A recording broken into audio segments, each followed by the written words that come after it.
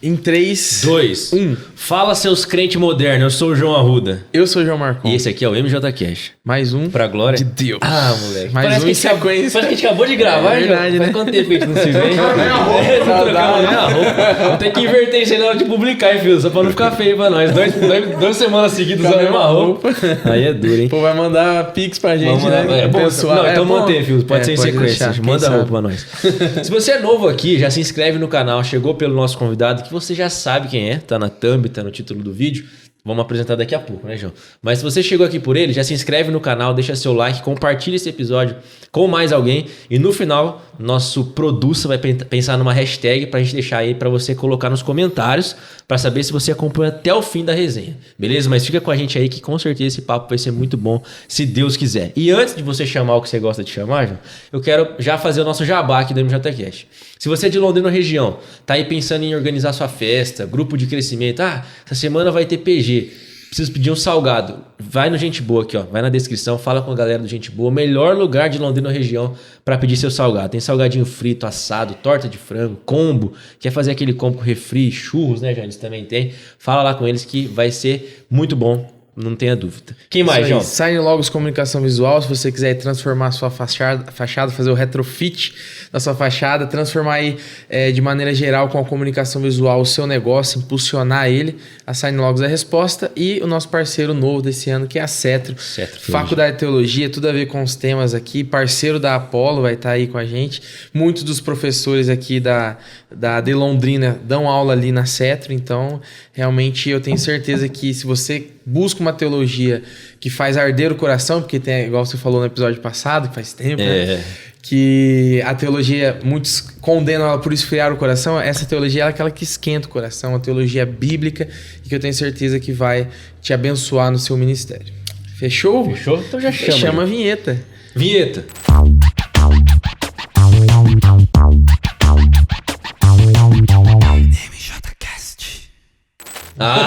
Moleque, ela veio. É que eu não sei chamar, João. Você que é o cara eu que chama. Chamo. Mas vamos apresentar o nosso convidado, então? Manda, Gil. Quer que eu chame? É você hoje. Presente? É você agora, porque então hoje tá bom. Como é característico aqui, uma palma de salvas pra ele, Rodrigo Orsina.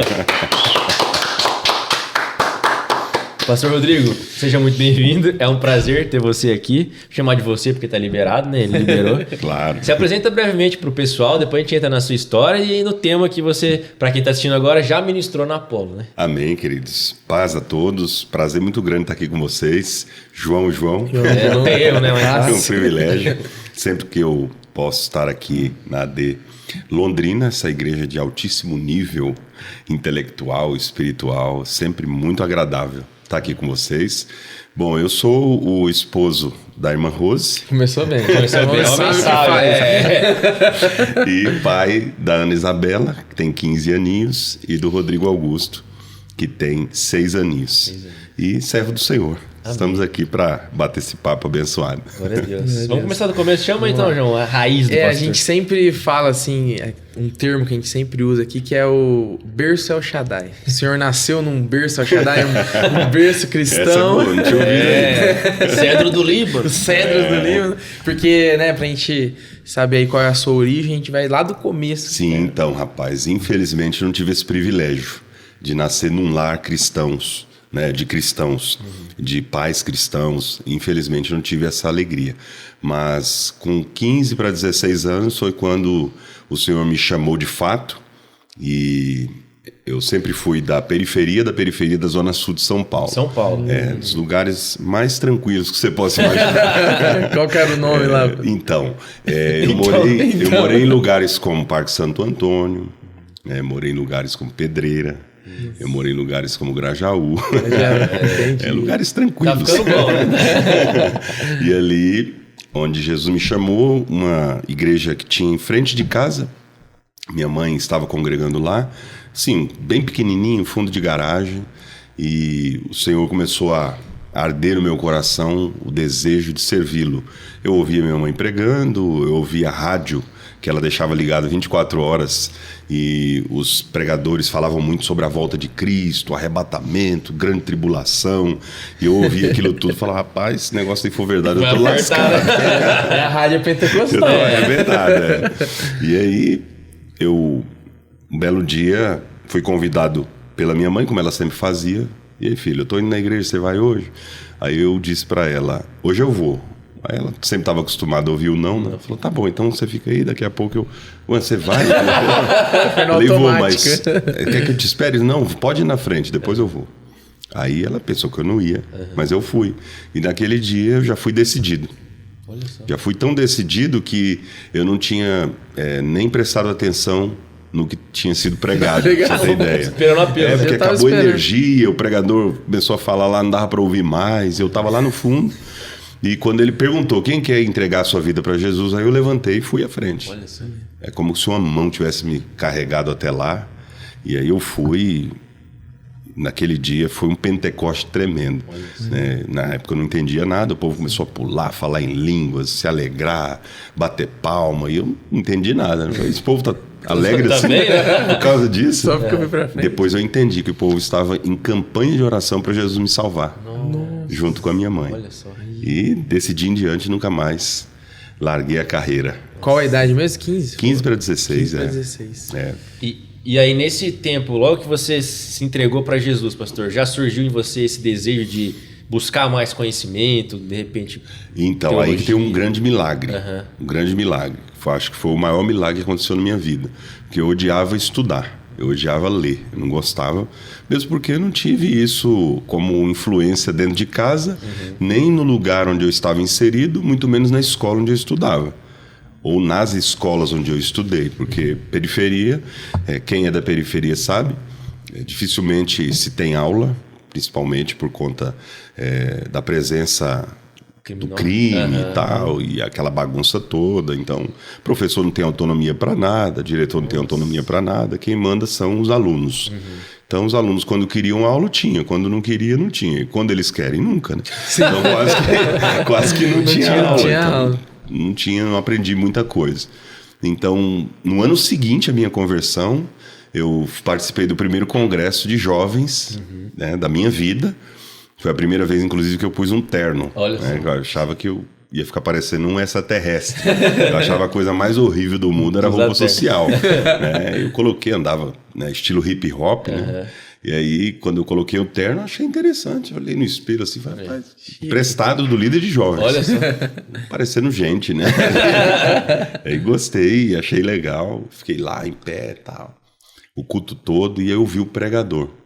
O pregador era um missionário. E eu nunca tinha ouvido alguém pregar como ele pregou. Porque todas as pessoas que pregavam na igreja, né, com todo respeito aos irmãos que lá, não tinham conhecimento algum da Bíblia. Liam a Bíblia e falavam o que via na mente. Aí eu ouvi uma explicação do texto. Aquilo ali me encantou demais. Aí eu falei, é isso que eu quero. Na hora o Espírito Santo falou, essa é a sua chamada. E aí eu fui falar com o meu pastor. Eu falei, pastor, como é que faz pra pregar igual aquele irmão? No primeiro congresso de jovens. No primeiro congresso. Como é que faz pra pregar aquele que citava vários versículos bíblicos de cabeça, fatos da história? Eu falei, rapaz, eu olhava pra ele e via ele um homem muito simples.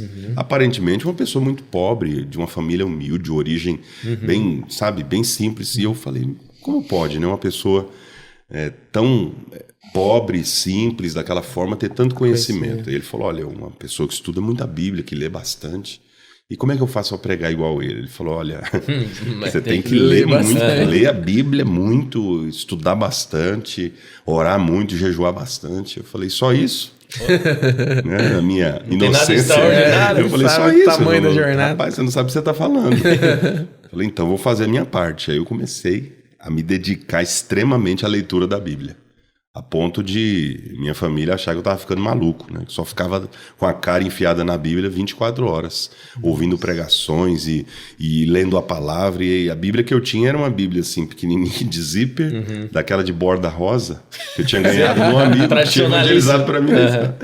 E aí, para mim não existia Bíblia de estudo, não tinha escola dominical, não sabia o que era teologia, nem sabia que existia esse tipo de coisa. Mas aí eu fui estudando a Bíblia, pela Bíblia. Aí até que um dia eu olhei que tinha uns números embaixo das páginas, né? Aí eu perguntei, pastor, o que é isso aqui?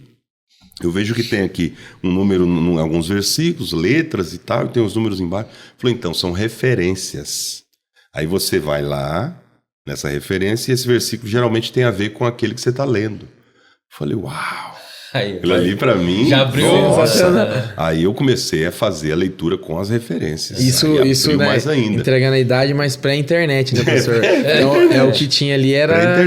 Pré-internet. Mais difícil o acesso. Começando, né? Começando, de escada. Discada, então. Mais difícil de ter acesso. Nem computador eu tinha, então pra mim não fazia diferença nenhuma. Ter internet ou não, tinha que pegar emprestado do vizinho. E aí depois da meia-noite, exatamente. Aí o pulso, o pulso era mais barato.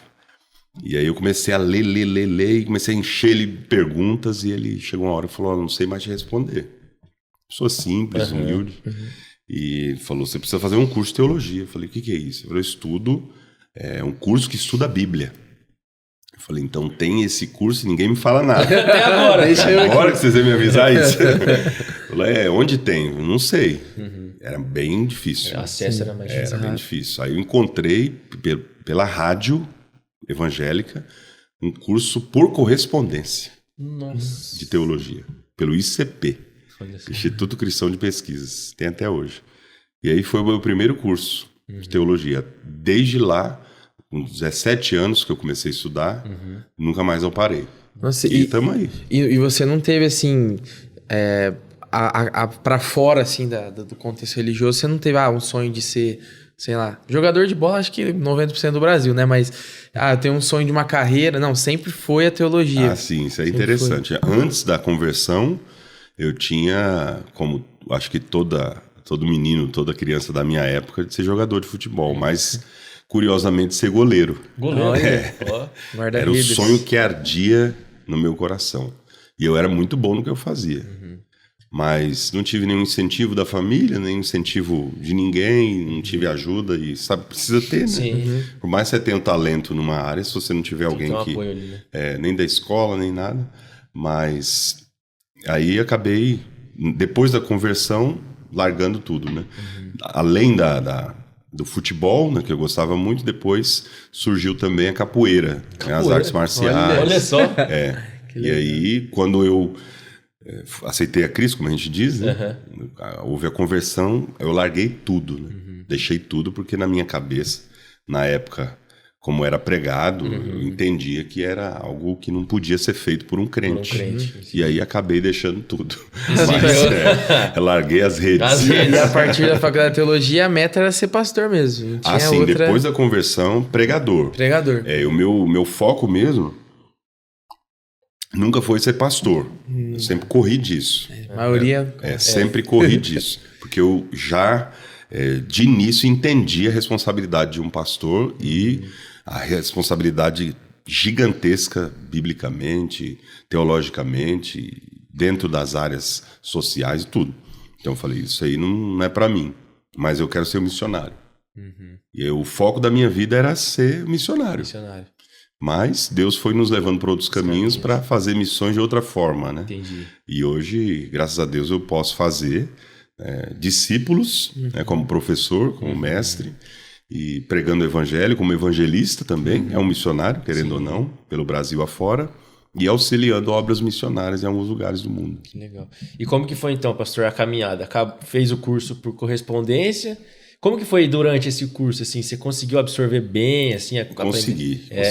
Consegui porque, como eu te falei, não tinha nem escola dominical na igreja onde eu congregava. Depois, qual que era a igreja, pastor, perdão? Era uma Assembleia de Deus independente, né? E aí... Depois eu fui dando prosseguimento. Aí fui para o bacharel e fui fazendo os cursos. E aí as pós-graduações, a faculdade de filosofia, né? Que foi uma faculdade mais em outra área e prosseguindo até hoje. Então, o desejo é não parar nunca, né? Estudar. Quanto puder, para tentar tirar o atraso. É verdade. Para você não tiver essa base. Que é a maior tristeza que eu tenho, né? De não ter tido uma base que é... de estudos. E eu sempre falo para meus filhos hoje, valorizem isso. Valorizem porque seu pai, se tivesse tido a oportunidade que vocês estão tendo, hoje estaria num patamar bem maior. Porque faz falta a inteligência eu tenho. Só não tive o conhecimento necessário para desenvolver. Porque tem gente que acha que conhecimento e inteligência é uma coisa só, né? Sim. Tem muita gente inteligente que não tem um conhecimento avançado de informações, volume de informações.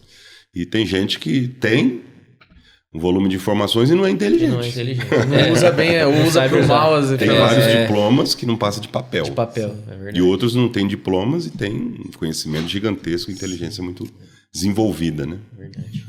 E nessa jornada, assim, qual que é a sua... que você mais gosta, assim, da área acadêmica? Como que você se enveredou depois dessa teologia? Então, aí quando eu comecei a estudar teologia, e isso era tudo presencial na época, né? Depois do curso por correspondência, foi tudo presencial. Aí eu comecei a admirar os professores ensinando. Aí foi outra vertente do Ministério da Palavra que Deus colocou em minhas mãos. Aí eu me via como professor. Aí, com 1 ano de bacharelado, eu fui convidado para ensinar. E aí o professor falou, você tem vocação, vejo que você nas apresentações tem uma desenvoltura muito grande, você fala bem, você tem conhecimento daquilo que você fala. Você não quer começar a ensinar nos cursos livres aqui, no introdutório, básico, médio, fundamental, enquanto você faz o bacharelado? E aí foi quando Ingressou. eu comecei, que legal. com 20 anos. Nossa. Com 19, foi antes do casamento. Então, eu casei aos 20. Quase não tem atraso também, né? É. 17 já começou a estudar, 19 já tá dando aula. Porque eu mergulhei de cabeça. E nada pra aprender mais que dar aula, né? Pra você ver que interessante. Eu nunca tinha lido um livro na Bíblia antes da conversão, inteiro. O primeiro que eu li foi a Bíblia. Então, todo, quase 2.000 páginas, uma letrinha desse tamanho, linguagem culta. Eu li com o dicionário do lado, né? Não tinha internet, tinha Google. Então eu comecei a ler o dicionário, de A a Z. Foi outra loucura. Leu 2 livros, então. Para poder entender, né, a Bíblia. E isso despertou em mim. O primeiro livro que você leu na vida. Foi o primeiro livro que eu li na vida. Na versão Almeida? Foi na Almeida corrigida, né? Raiz, inclusive os versículos raiz. que eu tenho em mente gravados são da Almeida corrigida. Legal. E você citou aí alguém que é importante na sua trajetória, que é a esposa, Varô. Aqui no JQ a gente sempre fala das histórias. Como que foi, pastor, que você conheceu ela nesse contexto? Mas legal, a história nossa, ela se desenvolve na própria escola. A gente estudou o ensino médio, acho que desde a 8ª até o final do ensino médio. Naquela época não tinha o 9º ano. Agora está tendo na maioria das escolas. Eu não peguei, não. Eu peguei. Ainda bem que eu não peguei também. Mais um ano, né? Mais Pelo um ano amor de para Deus. não estudar, né? Não gostar. Já tinha reprovado uns 15, ele deu mais um ano ainda. Mais um para reprovar.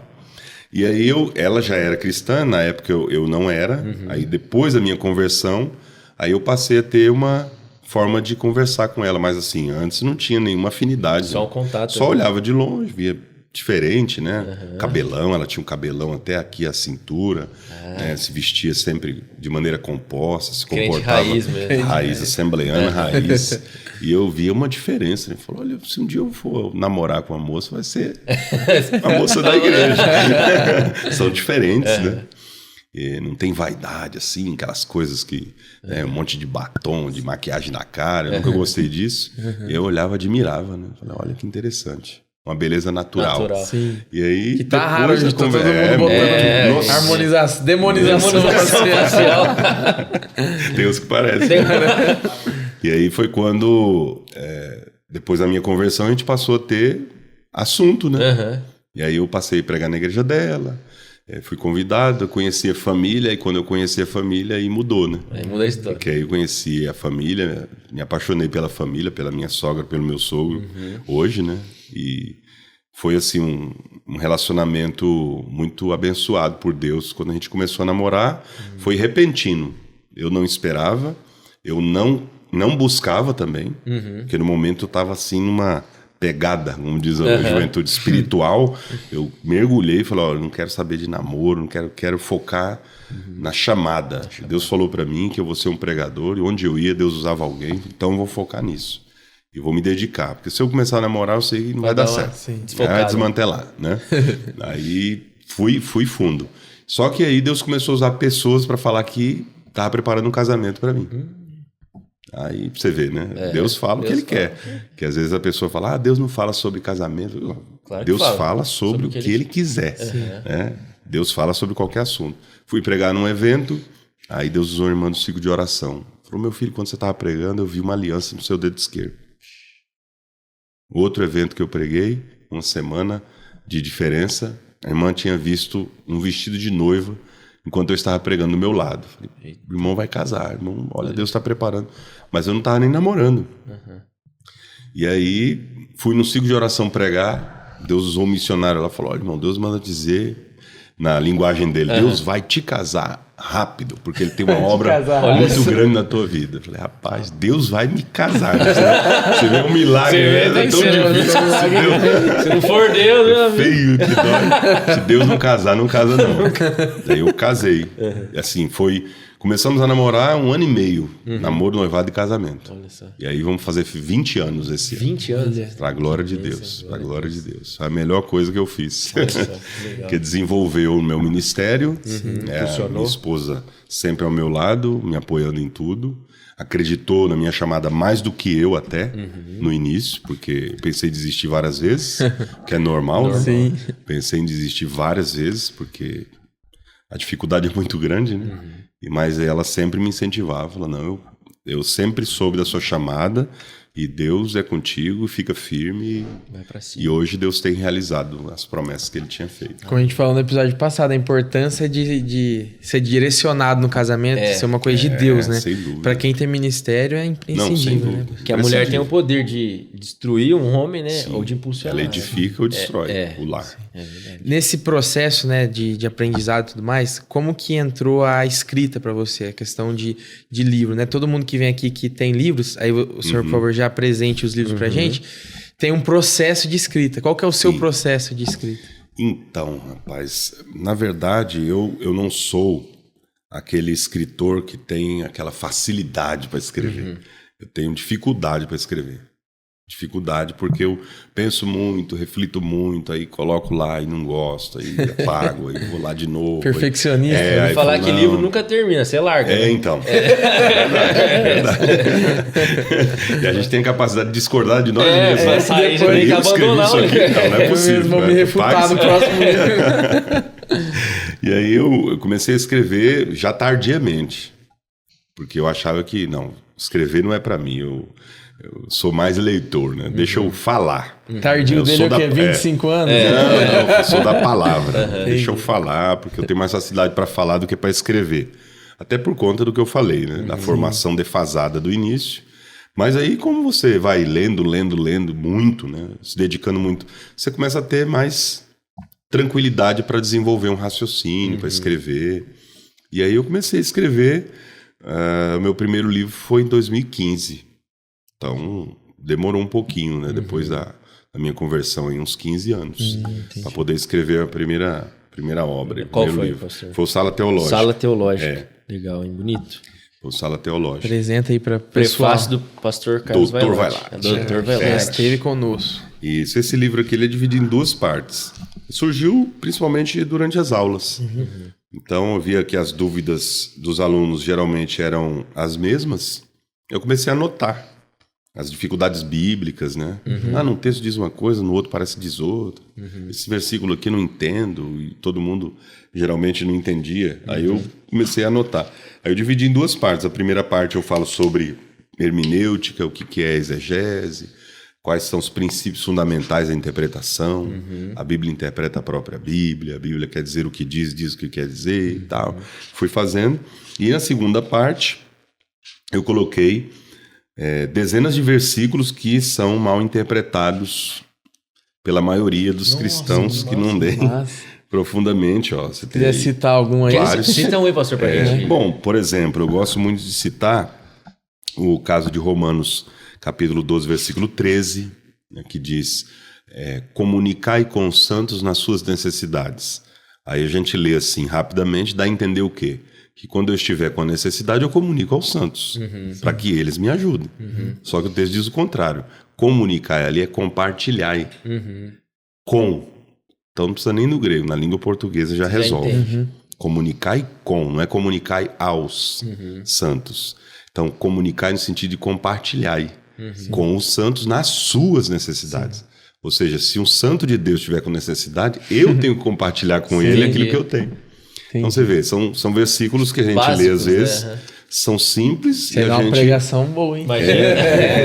Aí eu falo, por exemplo, sobre as nuvens de testemunhas, lá de Hebreus 12, que as pessoas às vezes dizem que são os ímpios, e ali não são os ímpios, são os heróis da fé de Hebreus 11, do capítulo anterior. Eu falo, por exemplo, eu acho que o versículo mais mal interpretado da Bíblia, principalmente por nós pentecostais, que é o Mateus 18:20, onde estiverem 2 ou 3 reunidos em meu nome. Todo culto se cita. Também tiver vazio, já né? temos aí 2 ou 3, Jesus já está presente. Então ele não estava, se tiver só um. Então quer dizer, se eu for orar sozinho, estou morto, né? Jesus não vai, não. Espera chegar mais alguém. Tá chegando ali, vou descer. Chegando, ele tá vendo. Eu falo da questão da madrugada, de Provérbios 8:17, que o pessoal já cria uma doutrina em cima desse versículo. Da oração da madrugada. Exatamente. E se você não ora na madrugada... Ixi, é fraca a oração. Não, você não é crente. Eu não sou Não crente. se prega muito sobre isso, Com até certeza. hoje. Você vai falar que tem uma hora que é mais poderosa a oração. Né? Sim, É, o pessoal, horário, 3 horas, o pessoal até inventa tem. um horário lá, 3 horas da manhã, é a hora que o anjo vem. É onde é escrito? É o portal, a hora que o portal abre. Só se for no livro de inventários, Inventários, né? Capítulo 0. E tantos outros, né? Eu reflito, por exemplo, sobre Jacó. Jacó foi um enganador? Foi enganado? Ou ambos? Aí eu desenvolvo uma questão interessante que as pessoas não param para analisar. Batem muito no Jacó, mas nunca leram a história de Jacó. Jacó enganava todo mundo e não sei o quê. Aonde está isso na Bíblia? Eu nunca li. Jacó enganando todo mundo. Quem que ele enganou? Aí você vai ver lá, tem um caso único, que é quando o pai vai lá abençoar. Só que ele já tinha recebido a bênção do próprio irmão, que ele vendeu. Então quem era para ser abençoado? Ele. Então quem enganou quem ali? Será que enganou mesmo? Já estava vendido. Então, ele não colocou uma arma, ele falou, irmão, perdeu, já era, passa para mim a primogenitura. Não, ele vendeu. Sim. Ele vendeu. Falou, você quer o prato? Então toma. Então me dá a primogenitura. Então ali já estava resolvido. Só o pai que aí depois... Né? Exatamente, o pai não sabia, mas o Esaú, que ele é atribulado, sabia. Então como é que a gente bate em Jacó por causa disso só? Sim. Sendo que na barriga da mamãe, né, no ventre, Deus já tinha dito, 2 nações vão ter ventre, o maior vai servir o menor. Já estava ali, né? Então Deus já sabia o que ia acontecer. Aí vem a questão não da predestinação, quase, da presciência, né? Já estava predestinado. Bom, tem muita coisa que legal, pastor, show de bola. Legal. E esse aqui é top também. Esse aí é pregando com excelência. É uma introdução à pregação. Sim. Também é um curso de pregação. Esse aqui é um curso de interpretação, esse é um curso de pregação. Nossa, legal. Esse aqui... Prefácio Napoleão. Napoleão Falcão. Foi um dos pregadores que mais me inspirou. Te inspirou. É antigo. Esse aqui é, com todo o respeito, um dinossauro, né? Da nossa uma lenda gospel, viva, né? Uma lenda viva, né? Esse aqui foi de que ano, pastor? Esse, rapaz, acho que foi 2020. 2020, é mais recente. Foi da pandemia. E quanto tempo que você demora para escrever um livro assim? Então, se eu focar para escrever mesmo, eu consigo desenvolver em 4, 5 meses. Rapidão. O problema é que eu não tenho esse tempo. Quase nunca, né? Quando você focou? Você focou em algum aí? Esse aqui mesmo foi escrito rápido. Por causa da pandemia, então tava tudo parado, não dá pra... Aí eu consegui. Agora, esse aqui já é uma compilação de artigos científicos sobre a teologia das cartas de Paulo. Que legal. De doutores, teólogos, né, portugueses e brasileiros. Uma exposição luso-brasileira. Que legal. A teologia das 13 cartas de Paulo, eu tive o privilégio de fazer também. De qual que você falou? A colaboração de Efésios. Que legal. Elas vão estar na nossa livraria aqui? Vão estar. Então, se você aí vai passar pela Assembleia de Deus Londrina Central, não deixe de chegar na livraria e perguntar pelos livros do pastor Rodrigo Ursino, que vão te abençoar. E quem não puder vir, como é que faz para comprar online? Aí entra no meu Instagram, Rodrigo Ursino, com 2 Cs, o RCCINO, e lá tem no link da bio o contato que já direciona para as vendas. Vai estar aqui também, então, na descrição para colocar também. Por favor, coloca aí para nós. Show de bola. Quer ir para o tema? Vamos pro tema, então. Vou até pegar a minha colinha aqui, porque o tema... Quem elaborou, espiritualidade gostou uma era secular. Vamos falar aqui, eu vou falar certinho. Aqui, ó. Opa, vamos falar certinho e eu mandei errado, né? O tema é forte. O tema é forte. O tema do pastor aqui na Apolo é espiritualidade em uma era secular. Ameaças ou oportunidades? Então, se você quiser falar, pastor, um pouquinho o que é essa era secular, né? Porque às vezes... Que é a espiritualidade. O que é espiritualidade, porque tipo, a gente ouve falar muito hoje em dia, secularismo, às vezes a pessoa nem sabe o que é, né? E às vezes uma das bandeiras do secularismo é espiritualidade, tudo é espiritual, mas é uma coisa meio genérica, né? A gente não sabe o que é. Então, resumidamente, para a gente conseguir detalhar aqui, de forma didática, secularismo, né, da palavra seculum, no latim, que tem a ver com essa era, que é uma tradução até do grego, éon, aquela palavra que tem a ver com mundo. Por isso que a gente fala de mundanismo e secularismo, às vezes, como sinônimos. Certo. E, de fato, são. Então, secularismo, quando ele inicia, na verdade, a proposta era tirar a religiosidade de cena. Só que isso é impossível, porque o homem é religioso por natureza. E aí, com o tempo, a gente percebe que o foco mudou.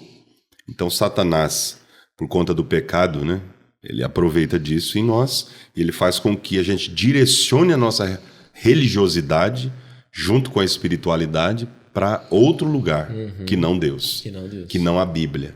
Então, até digo na palestra que a secularização hoje, o mundo secular, ele não é antirreligioso, como alguns pensam. Ele é anticristão. Anticristão.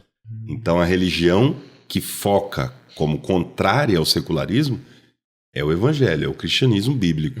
As outras não têm problema com o secularismo, porque elas são muito bem aceitas, absorvidas nas faculdades, nas universidades, na academia, em outros lugares, na mídia. Você fala de budismo, por exemplo, ninguém acha ruim. Não. O pessoal acha bonito, ó, que legal, meditação, não sei o quê. Pessoa elevada espiritualmente. Transcende. Quase a religião da elite, exatamente, intelectual, espiritismo, olha que legal, bacana. Umbandismo, então, nossa, agora candomblé, maravilha, ótimo. Islamismo, legal. Agora falou de cristianismo, é intolerância. Aí vem um preconceito, é fundamentalista. Aí tudo que você possa imaginar de ruim e negativo, eles colocam como adjetivos em cima da gente. Porque o secularismo ele é contra o cristianismo, ele não é contra a religião em si.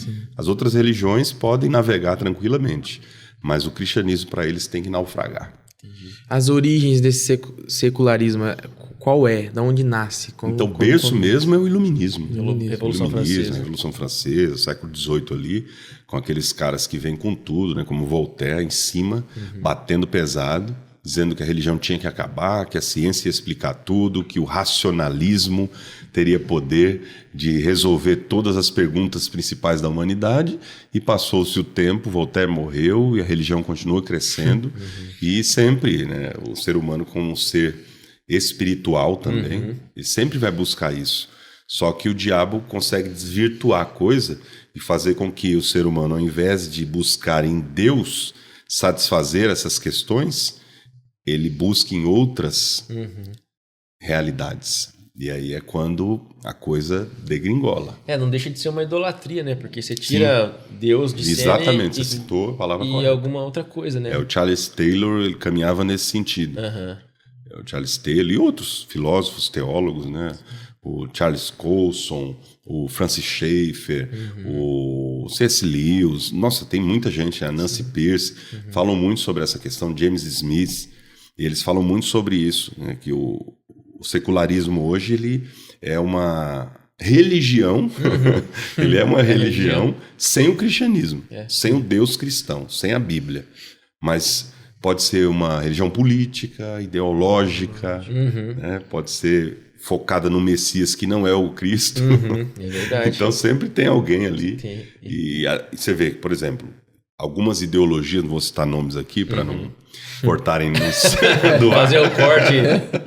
Mas que tem uma veemência na pregação e na defesa dos seus valores, como um cristão pregando o evangelho. Uma apologética deles. Os seus líderes como Messias, como se fosse uma religião. Verdade. E como se fosse uma verdade absoluta. Então isso é um secularismo. Sim. Só que um secularismo moderno, que tem um foco em outra coisa que não Deus. Entendi. Eles têm um formato religioso, apesar de eles não acharem isso. Eles não acham que estão fora, mas... Igual o neoateísmo. O neoateísmo. Que é uma religião. É uma religião. Eles estão, de certa forma, tentando se religar a uma perfeição, a um paraíso, só que terreno, né? Eles querem resolver isso aqui que não tem solução. Essa é uma das características principais do secularismo atual. De você ter uma religião, mas com o céu aqui, que resolve tudo aqui, com o Messias daqui. Tudo é aqui, agora. Não é por vir, não é espiritual. Entendi. E aí, nesse contexto, a gente como cristão, como igreja, temos ameaças maiores, oportunidades? Como que a gente... Como o episódio vai sair depois da palestra, não vai pode dar dar spoiler. Você spoiler, pode mas dar spoiler então, que você vai pois falar. é. Eu acredito que essas ameaças se tornam oportunidades. Como Paulo lá em Atenas. Ele foi pregar num mundo secularizado, né? Ali para os moldes da época.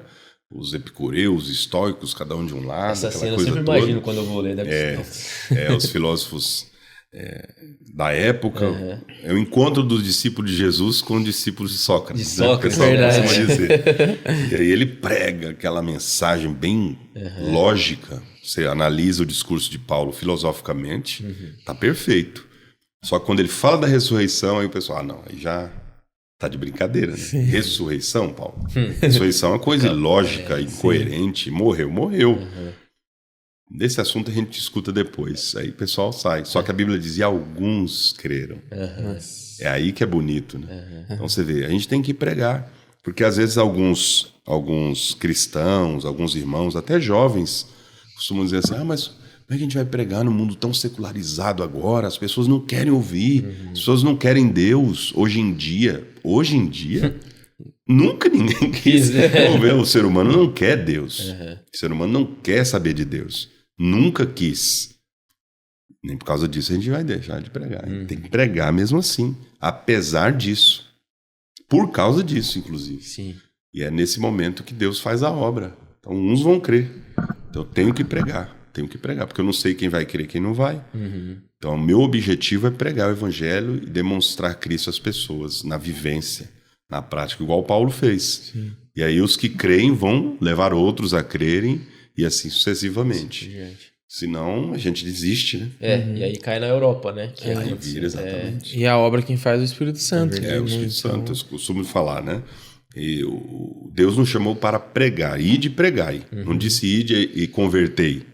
Sim. Quem converte é o Espírito Santo. Sim. Porque às vezes a gente prega, a pessoa nos converte, a gente fica triste. Ele faz o apelo, como se nós estivéssemos errados. Eu não fiz o apelo certo. Ou eu não preguei direito. Ou às vezes medem, né? Pelo apelo, o pregador. Sim, Né? Olha lá, fez o apelo, não foi Só ninguém. veio, Exatamente. Sendo que é Deus quem faz. Sim. É Deus quem faz a obra. Então a gente deixa na mão dele essa parte. Não é a oratória, né? Não. E, eu, assim, dentro do nosso próprio evangelicalismo brasileiro e mundial também, é bem fragmentado e me parece que tem muitas espiritualidades assim, surgindo, algumas teologias do coach, tantas, né? Nossa. Dentro do nosso contexto, né? E eu não sei se você vai falar sobre isso hoje à noite, eu passar sobre, mas como você está envolvido, você pensa sobre isso provavelmente. Como tem sido assim lidar com algo que não está só mais fora do contexto da igreja? A gente não está só combatendo apologeticamente na faculdade, tá? A gente tem que combater dentro da nossa própria casa. Como tem sido isso para um pastor como o senhor? Pois é, rapaz. Chegou o tempo da gente pregar o evangelho e evangelizar os evangélicos. Triste isso. Porque existem vários evangelhos falsos sendo pregados por falsos evangélicos. Falsos profetas ensinando um falso evangelho. E isso tem disseminado aí várias heresias, e o mais triste ainda é que pessoas creem e seguem esse tipo de gente. Então nós precisamos estar atentos e alertas a isso. Como você citou, a teologia coach, motivacional. Prosperidade, prosperidade financeira, que está ligada ao coach. Foi um plus, né? O coach foi meio que uma... Até quem citou aqui foi o Guilherme de Carvalho, que teve aqui. Falou que porque é um reflexo da sociedade, né? Isso. Que antes o povo queria estar com dinheiro, aí quando teve dinheiro, o que é? Agora é o bem-estar. Agora é o bem-estar. Aí foi pro coach. Perfeito. Você vai adaptando a realidade humana, que é também um reflexo do secularismo. Porque foca no homem. Então esse evangelho que foca em Deus, na glória de Deus, na graça... Não, isso aí não atrai, não. Você pregar a Bíblia hoje em dia, não. O evangelho verdadeiro, isso aí vai tirar as pessoas. E a concorrência é muito grande. Se eu prego o evangelho verdadeiro aqui, da cruz, da renúncia, aí as pessoas vão falar, não, isso aí, esse pastor aí não tá com nada. Vou ali do lado, que tem lá um que tá prometendo o mundo e, né? Aqui, aí eu vou ter tudo. Então as pessoas têm essa tendência a ouvirem o que é falso. E o que é esses se fácil aproveitam, também, né? Exato. Porque vai pela uma facilidade. uma facilidade. Da comodidade. Vai meio que emburrecendo a população, né? Sim. Eu tava vendo no Instagram um corte, assim, passando de um filme, acho que deve ser de comédia, que o rapaz, ele vai ser invernado por 1 ano. E daí ele vai acordar no exército lá, só que acontece, dá uma explosão lá, ele fica 500 anos dormindo. Quando ele acorda, a população tá toda burra, por causa dessa questão da internet e tal. E daí ele era um cara completamente mediano, mas ele acorda como o homem mais inteligente do Legal, mundo. legal. É um filme, Diego? É um filme. É mais ou menos isso. E é isso, né? Você... Impressionante é o de não ter assistido. É, verdade. eu não conheço. Ela é um cinéfilo? É, eu sou eu vejo que é assim.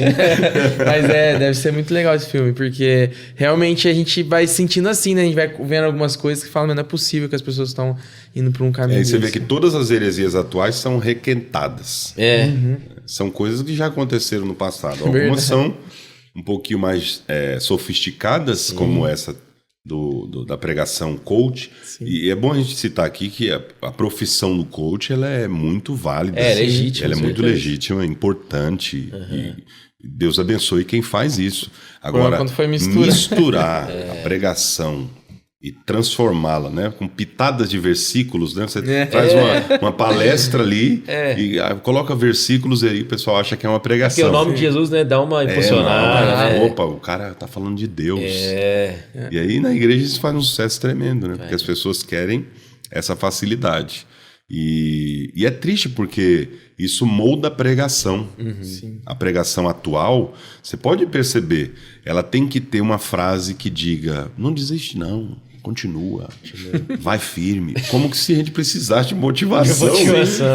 Não, você olha na Bíblia, Jesus morreu por nós, fez tudo isso, né? Entregou-se, nos deu o Espírito Santo, fez toda a obra, regeneração, justificação, santificação, e eu tenho que ter uma motivação ainda de alguém. Não, irmão, não existe. Como se Jesus estivesse lá depressivo no céu, né? Poxa, ele vai me abandonar, e agora? O que vai ser de mim, né? O que vai ser do céu sem ele? Não desiste não. E a pessoa fala: não, vou dar uma chance para Jesus, vou dar uma chance para ele, eu vou tá bom. Mais um mês, hein? Se não chegar a minha bênção, eu vazo. É mais ou menos isso que a gente tá tem a questão que o cara tá fazendo só coisa errada, aí a vida dele tá um caos, tudo dando errado, porque ele não tá seguindo a palavra, ele vive como quer e só usa a igreja. Aí ele vai ouvir isso: continue assim, não desiste não. Sem exortação nenhuma. Deus é contigo. Vai dar tudo certo. Que é outra coisa assim. Que é complicado. Vai dar tudo certo. Esse ano vai ser o melhor vai ano da sua vida. acontecer. Se você desejou, é seu. Isso, se você viu, contemplou, vai chegar. E a pessoa acredita. E é perigoso, porque igual, pega muita gente que é mais humilde, né? Sim. E não só humilde, né? Obviamente, mas... E aí Ignorante, a pessoa é ignorante, né? tem E aí conhecimento. vai seguir, né? Como você E ela falou. vai acreditar, vai ter certeza. É um homem de Deus que está falando. Então vai acontecer. Aquilo que é... Porque é muito subjetivo isso, né? Sim.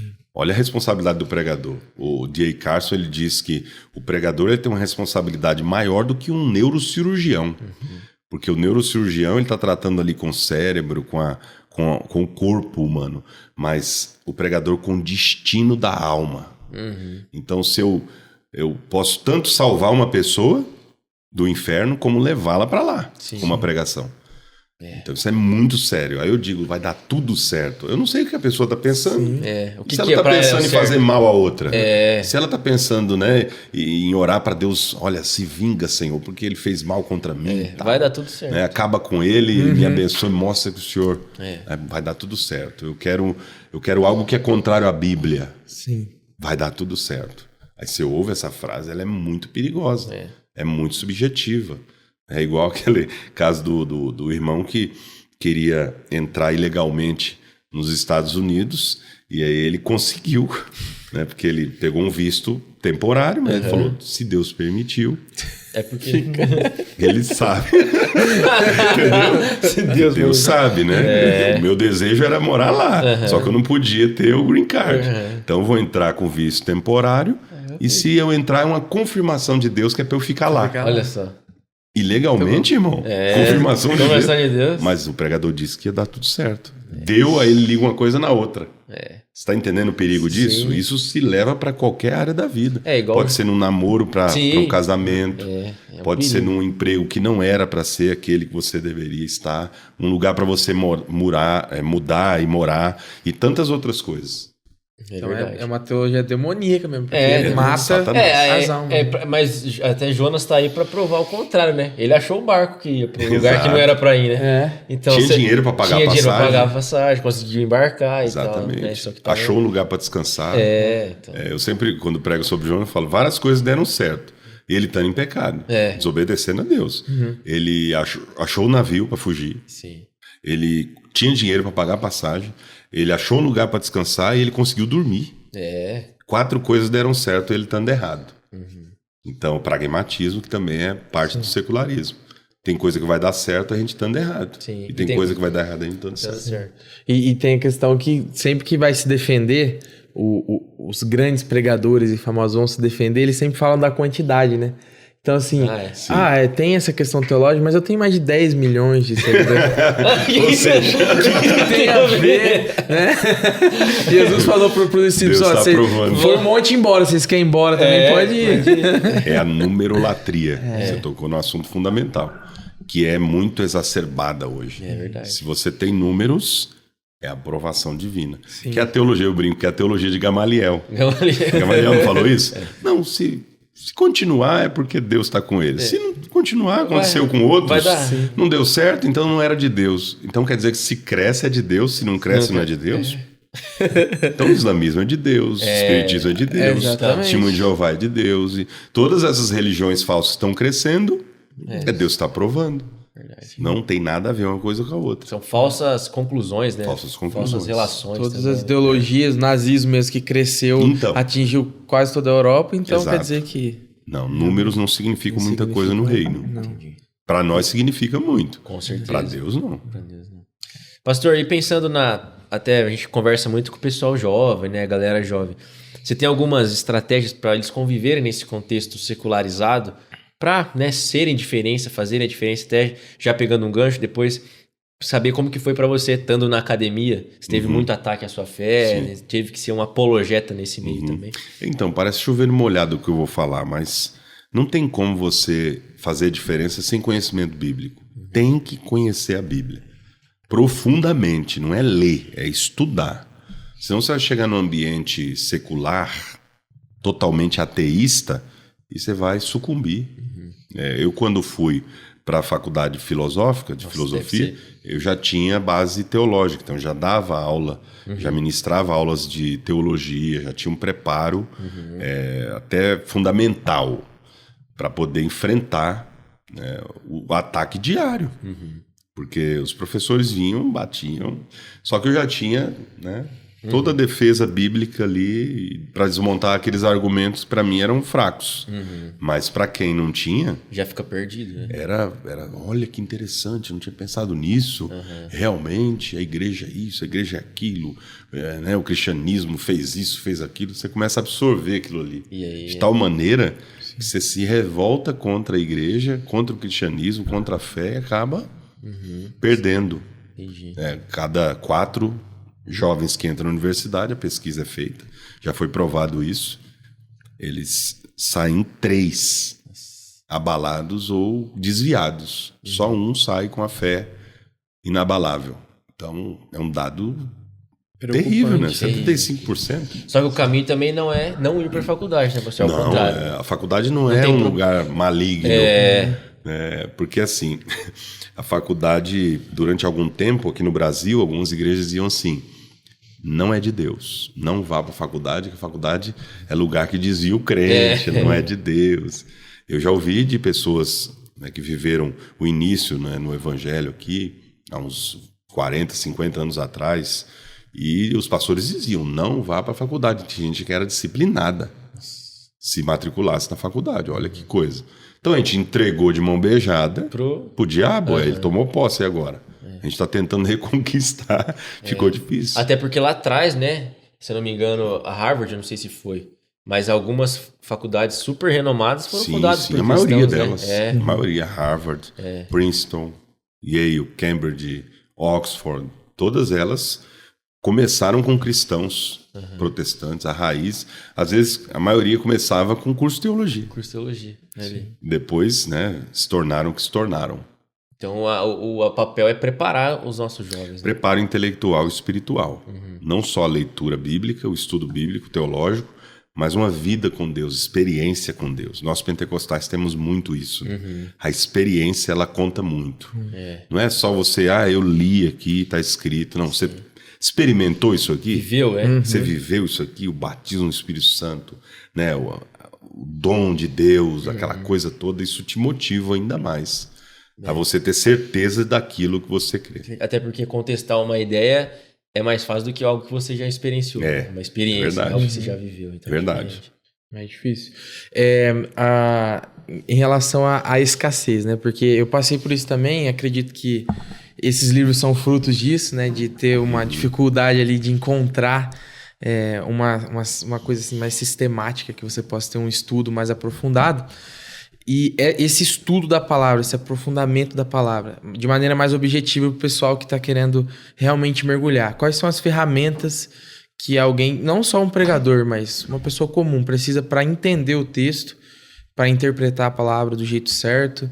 O que você usa? O que você sistematizou no longo da sua carreira aí, cristã? Então, o primeiro princípio para você ter uma fé inabalável é crer na Bíblia 100%. A Bíblia é a palavra de Deus, do Gênesis ao Apocalipse. Se relativizar, aí já era. Esse texto aqui é simbólico, isso aqui não foi inspirado, isso aqui foi... Não é literal. Quem que tem autoridade para dizer, né?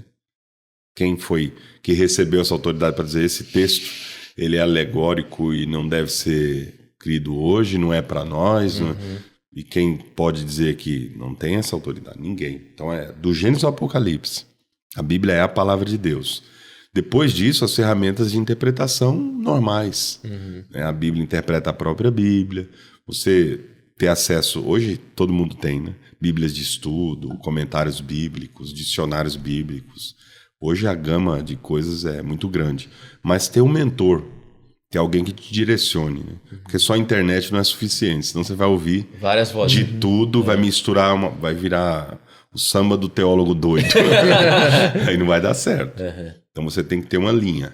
E aí eu recomendo algumas obras para a pessoa ter, principalmente para jovens, né? Como você disse, terem a fé fortalecida, como teólogos como William Lane Craig, como Norman Geisler, como Ravi Zacarias, Jay Carson, Alistair McGrath, tem um monte, né?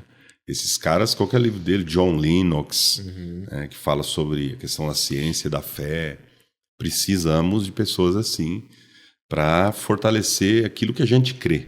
Não é que a gente precisa de provas para crer na Bíblia, mas as provas, quando aparecem, elas fortalecem a nossa fé. Sim. E também são mais argumentos para a gente também defender a nossa fé, né? A gente até recebeu aqui na Apolo, teve aqui com a gente o Thiago Sinato, Mink Sinato, estava tentando lembrar o nome dele. Ele é um advogado, né, com hobby em arqueologia, né? E a palestra foi sensacional. Legal, o Thiagão, ele é muito novo também, então ele tem uma linguagem bem fácil, né? O pessoal, então, assim, ele trouxe alguns artefatos e tal. Então, muita gente saiu daqui municiada, né? Para que ele falou um pouco sobre a historicidade, veracidade da Bíblia, né? Através da arqueologia. Então é mais um argumento, né? Então, ferramentas, de pessoas, né? Aí nesse contexto, né? Que as ciências verdadeiras, elas corroboram com a verdadeira teologia. Sim. A verdadeira fé e a verdadeira ciência, elas se complementam, não se contradizem. Verdade. A gente vive na era do cientificismo. Então, qualquer frase que você coloca ao final dela, a ciência diz, as pessoas baixam a cabeça, então eu acredito. Né? Mas não vai pesquisar, não vai saber onde está publicado esse artigo, em qual revista científica. Ninguém quer saber quem foram os universitários, qual universidade que publicou. Ninguém quer saber. Agora, na Bíblia, não, mas a Bíblia foi escrita pelos homens, não sei o quê. Constantino, mas criação, não, é evolucionismo. Mas nunca leu também nada sobre evolucionismo. Então, as pessoas dão opiniões. Sim. O secularismo produziu isso, né? Opiniões que não têm fundamentação, que viram crenças de fé absoluta. O que acontecia com a igreja antigamente, a igreja católica, quando era né, Idade mandava Média? em tudo ali na Idade Dominante, Média, era mais ou menos isso. Então é cíclico, né? Volta a acontecer a mesma sim. coisa A com história outros vai repetindo. movimentos. Rapaz, show de bola. Pastor, conta pra nós assim, então, você falou um pouco sobre o seu processo de escrita. A gente também pergunta dos pregadores, né? Sim. Como que você faz pra elaborar um sermão? Hoje vai ser um pouco Ainda mais diferente. você que tem até um livro. pregando assim, com excelência. Hoje vai ser um pouco diferente, que é mais uma palestra, mas como que você... Amanhã cedo não, né? Verdade, tem domingo de manhã. Domingo de Elabora um sermão assim pra você, como que é fazer isso?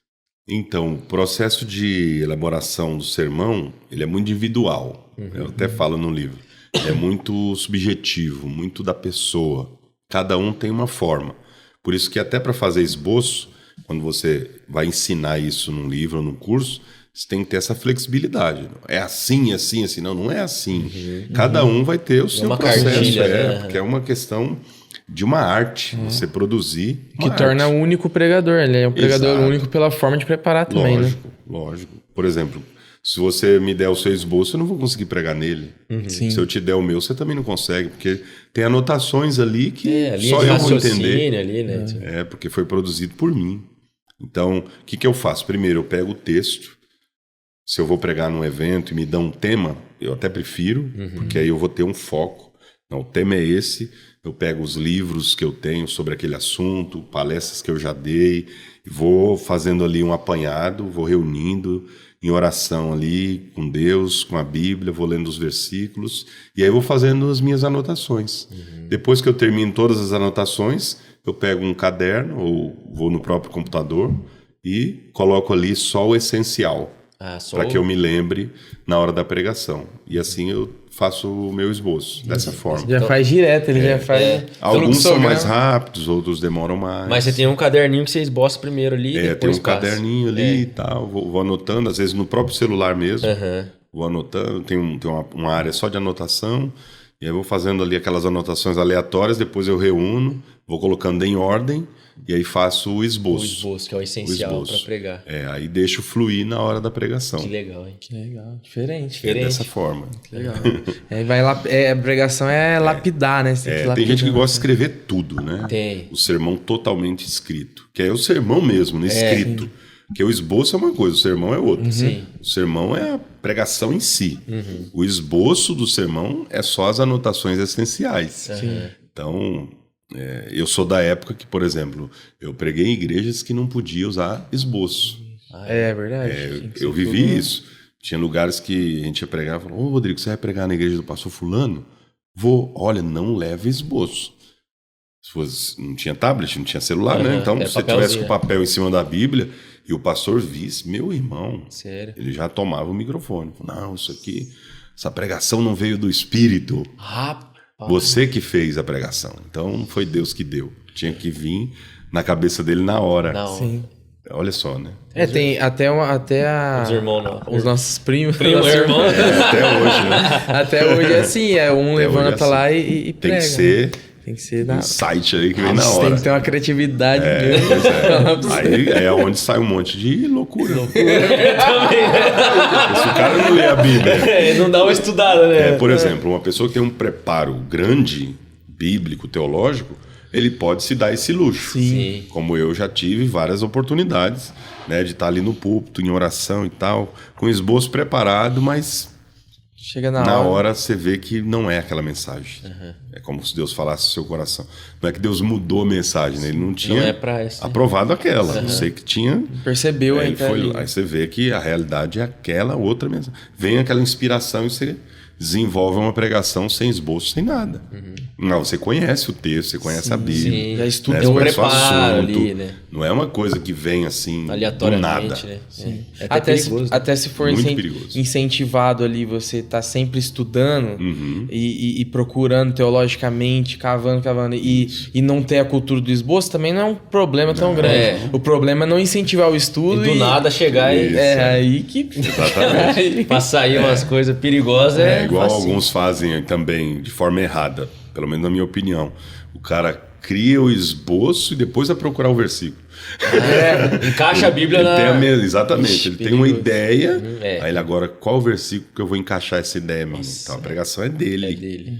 Não veio do Só Espírito. usou a Bíblia como argumento ali. A Bíblia é só aí É como uma palestra motivacional, né? Sim. É perigoso. E aí, Só para citar um versículo ali no meio. e às vezes pode cair nesse erro quando é temática, né? Igual, porque aí você tem um tema pré-estabelecido. Então o que eu vou encaixar Exatamente. aqui? O que acontece às vezes quando você já pregou um assunto e daí vem um tema na sua cabeça e você lembra daquele texto. Fala, nossa, aquele Isso. texto, É. eu já preguei sobre aquilo e tem Isso, tudo a encaixa ver. perfeitamente. Aí você pode agora pegar e forçar o texto, que é o Não dá. E aí às vezes tem um perigoso. sentido totalmente diferente. tudo ao contrário. Por isso que a pregação expositiva ela é mais recomendada. Que, na minha opinião, não é a única. Sim. E também não devemos ter uma idolatria à pregação expositiva que alguns estão tendo agora, né? Não, porque a pregação expositiva é a única verdadeira. Não.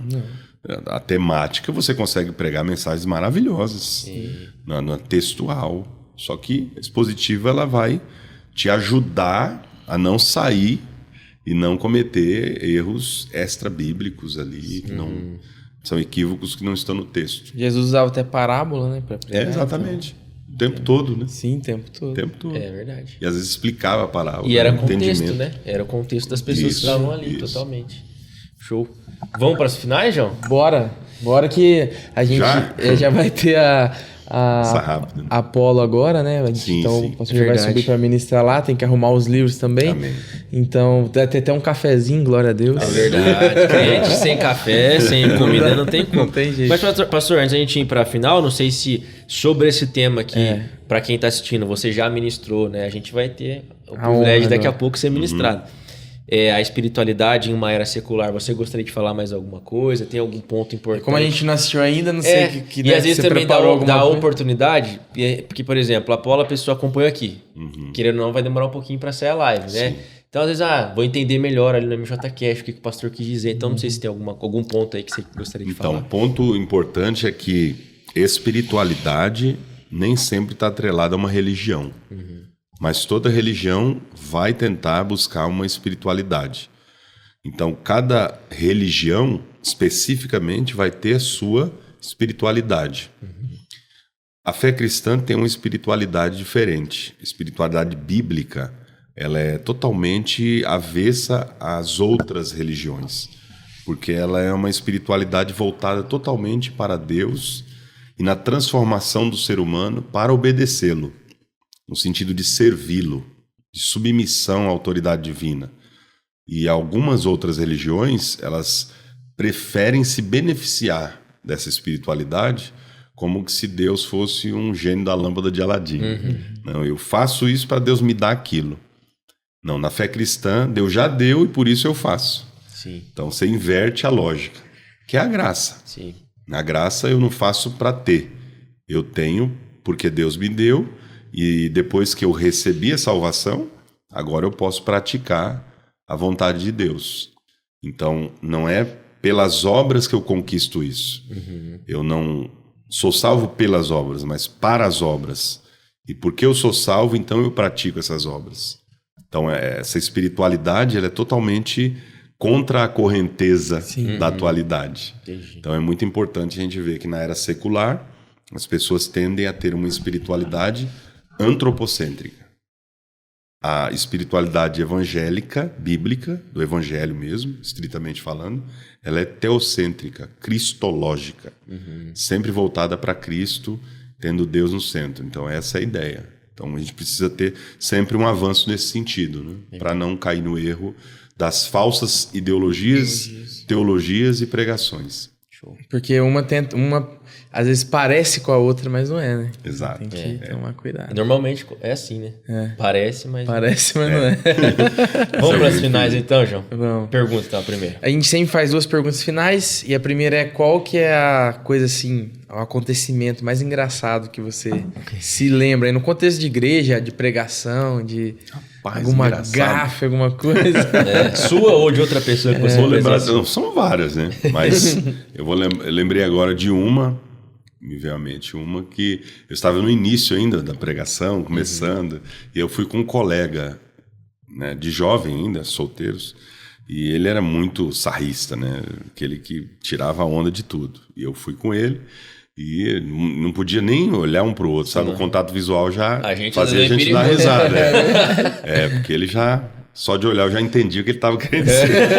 Ele estava tirando sarro de alguém. E aí eu tava pregando e tal, naquela empolgação, no final da mensagem eu tava pregando sobre o azeite, a multiplicação do azeite ali da viúva e tal, aquela coisa.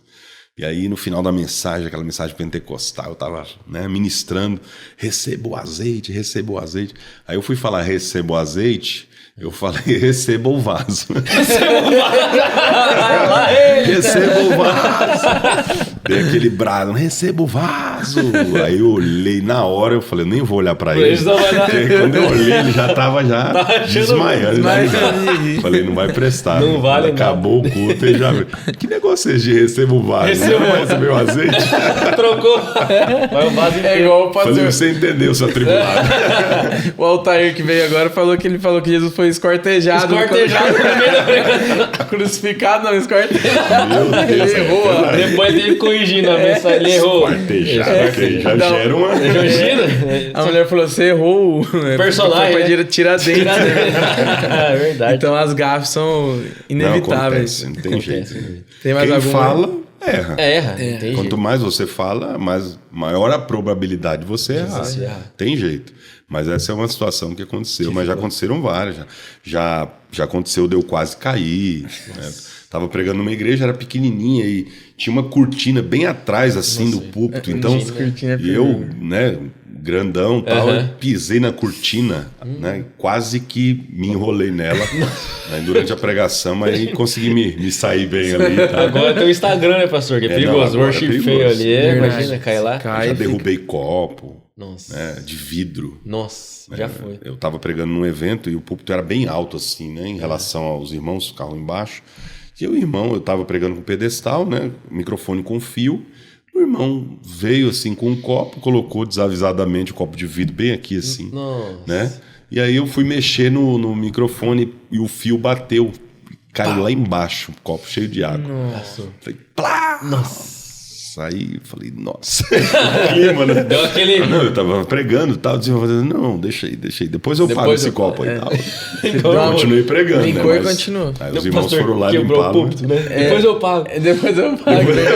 Tem um que ele bate a mão com a Santa Ceia. Tudo. Tem um amigo que já quebrou um púlpito Quebrou também, o púlpito. de madeira, quebrou o púlpito. Ele bateu e afundou mesmo, assim. Plá, mas desmontou o púlpito.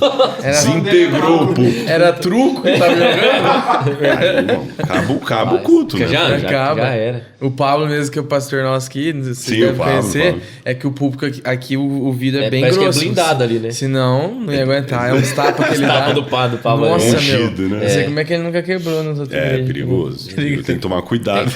Tem que cercar, ver o ambiente. Depois a gente vai aprendendo a lidar, você vai tendo mais controle. Ainda mais que a gente já fez capoeira, né? Perigoso.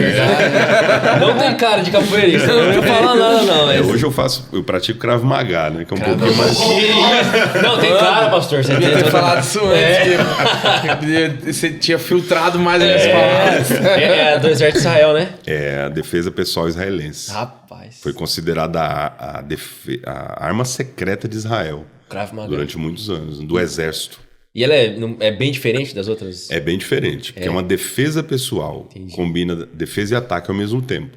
Então não é uma arte marcial, como a gente diz, né? Mas ela foi feita por dia a dia, foi criada por um judeu na época da perseguição, né? Os judeus estavam sendo atacados na rua, em tudo quanto é lugar. Então ele combinou várias artes marciais que ele já conhecia, que ele era campeão de algumas, e criou técnicas totalmente diferenciadas. E aí incorporou aquilo ali para defesa pessoal no dia a dia. De se defender, se Só que defender aí, e vazasse, né? visa as áreas sensíveis do agressor. Então é sempre É meio perigoso. Visa as áreas Sensível tá em dia. traqueia, joelho, genital, olhos, só lugar simples, né? É. Porque você sobrevive, né? Sempre lutando pela sobrevivência. Você sobreviveu. Agora o cara que vai te assaltar. É por isso que não tem competição, né? Ah, entendi. Tem competição. Não tem como, Não tem como. Não sei, vai Os morrer. golpes são letais, né? Bateu, Olha. já era. Então, Melhor não brincar, né? ele é muito eficaz, né? Principalmente para pessoas. É muito Você eficaz. não precisa ter força, você não precisa ter tamanho, principalmente só- mulheres. Você precisa ter a técnica e bater no lugar certo para salvar a sua vida. Dá um exemplo, pastor, de um lugar que pegou Traqueia, olhos, né? A mulher, principalmente, tá sendo atacada, o cara quer violentá-la. Ela apertou os olhos do cara ali, deu um chute lá, Nos né? países. As partes baixas ali, Não, mas com ela consegue fugir. né? Nossa, Consegue pra ir arrancar embora. os olhos fora. O cara vai ficar ali Meio- sentindo uma dor Uma durante dor um por tempinho, né? E é por divisão de faixa também? Tem também. Rapaz, Mano, eu ouvi falar. Eu ouvi falar Faixa preta no olho. A capoeira me surpreendeu, mas o Krav Maga. Krav Maga. Mas é legal demais. Que massa. Muito bom. Pastor, nossa última pergunta é: qual foi a experiência sobrenatural mais impactante que você já teve? com Deus? Rapaz, olha, eu tive muitas experiências Pode também. contar viu? mais de uma, se Tive você muitas. quiser. Aham. Mas assim, o que mais me marcou foi a do meu batismo com o Espírito Santo. Porque eu estava buscando assim, com muita veemência, muita dedicação. Era o meu sonho espiritual. Porque no início da fé eu via todo mundo falando em línguas, os irmãos profetizando. Na igreja era muito comum, né? Profecia todo o culto, línguas, interpretações. Então aquilo me encantava, né? Como qualquer pentecostal que está começando. Nossa, aquilo ali era tremendo. E eu queria muito. Falei, quando vai chegar a minha vez, né? E eu orava, buscava, jejuava. E eu falava, como é que faz? Não, tem que buscar, tem que buscar. E nada. E eu via gente sendo batizada sem buscar. E eu ficava revoltado, ficava bravo e desanimava. Eu não vou buscar mais. Aí, jovem, né?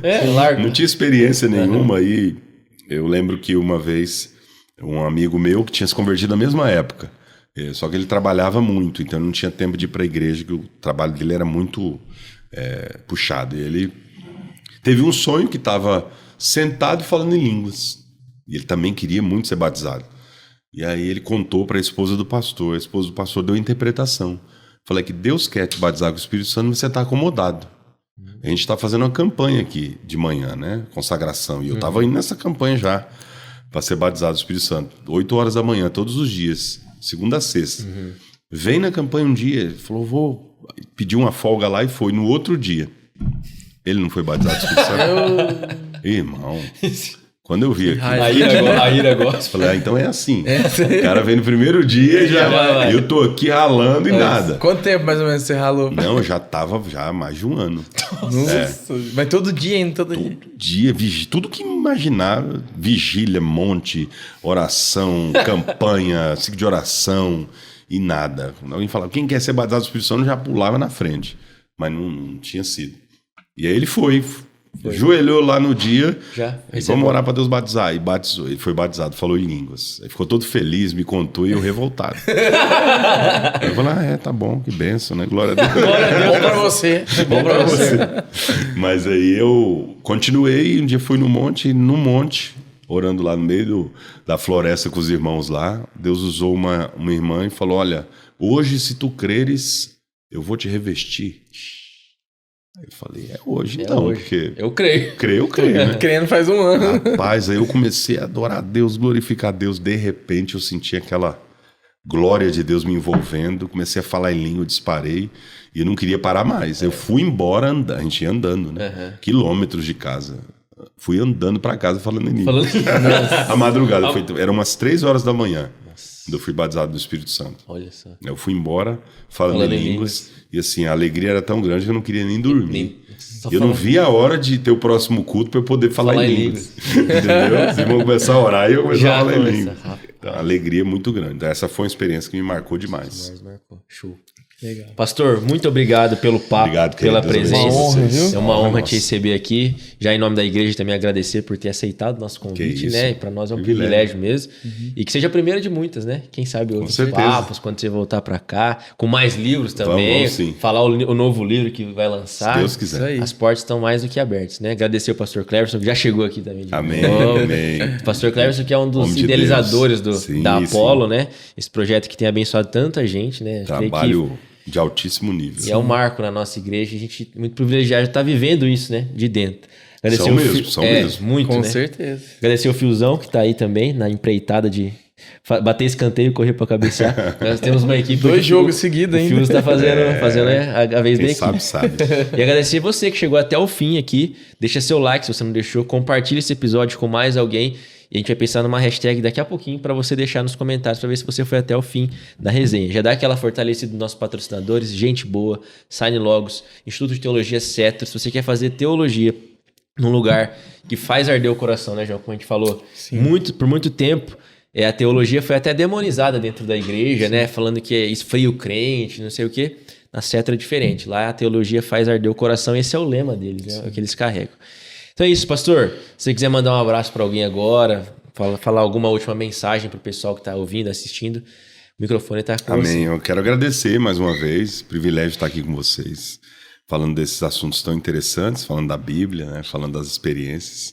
E mandar um beijo para minha esposa, Rose, meus filhos, Ana Isabela e Rodrigo Augusto. E pedir para os irmãos que não nos seguem ainda, para nos seguirem lá, Rodrigo Ursino, URCCINO, no Instagram, que é a rede social que eu praticamente, a única que eu mais trabalho, né? Tem um canal do YouTube também, Rodrigo Ursino Teologia, e os irmãos podem acompanhar ali as pregações, mensagens, vai ser uma benção. Isso aí, vai estar tudo na Vai descrição. te colocar na descrição também para facilitar a vida. Fiozeira, hashtag, pensou em alguma? Eu não sei como que eles vão escrever, mas Krav Maga. É bom para pesquisar. É verdade. Então, se você acompanha até o final, deixa aí hashtag Krav Maga, beleza? Para saber que você foi até o final desse papo. E é isso, né, João? Isso aí. Muito obrigado por mais esse episódio maravilhoso. É verdade. Que ele cresça E a gente diminua. Principalmente a barriga. Tamo junto, galera. Valeu.